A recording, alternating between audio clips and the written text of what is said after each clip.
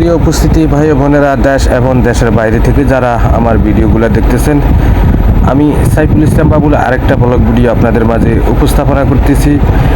এই মুহূর্তে আপনাদেরকে আমি যে দেখাচ্ছি, দেখেন প্লাস্টিকের কাগজ দিয়ে আসলে কতগুলা জিনিস ঘুরে রাখছে। আপনারা জানেন যে আমি এর আগে কতগুলো ভিডিও দিয়েছিলাম আপনাদেরকে ব্রিক ফিল্ডের তথ্য নিয়ে, অনেকগুলা দেখেছেন।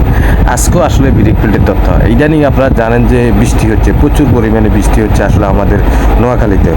সামহাও আসলে নোয়াখালীতে যখন বৃষ্টি হয়, আপনারা জানেন মাটি দিয়ে কাঁচা ইট তৈরি করা হয়।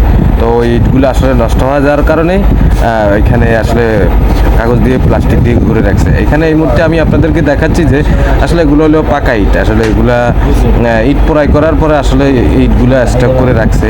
আমি আপনাদেরকে দেখাচ্ছি স্টেপ বাই স্টেপ। আসলে ইটগুলা দেখতে অনেক সুন্দর দেখা যায়, দেখাচ্ছি। এরপরে আসলে আমি আপনাদেরকে দেখাবো যে বৃষ্টির মাধ্যমে আসলে যে মালিক পক্ষের কতগুলো ক্ষয়ক্ষতি হতেছে বা হচ্ছে, এই জিনিসটা নিয়ে আসলে আজকের এই ব্লগ ভিডিওটা আপনাদের মাঝে তুলে ধরা।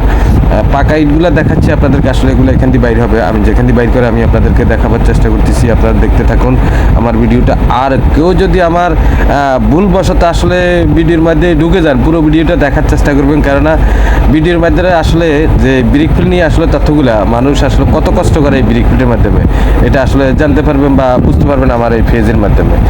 দেখেন এখান দিয়ে আসলে বাইর করে, এই যে বুড়া চাচা আছে, এই কিন্তু খুব ভালো মানুষ। এই যে দেখেন এই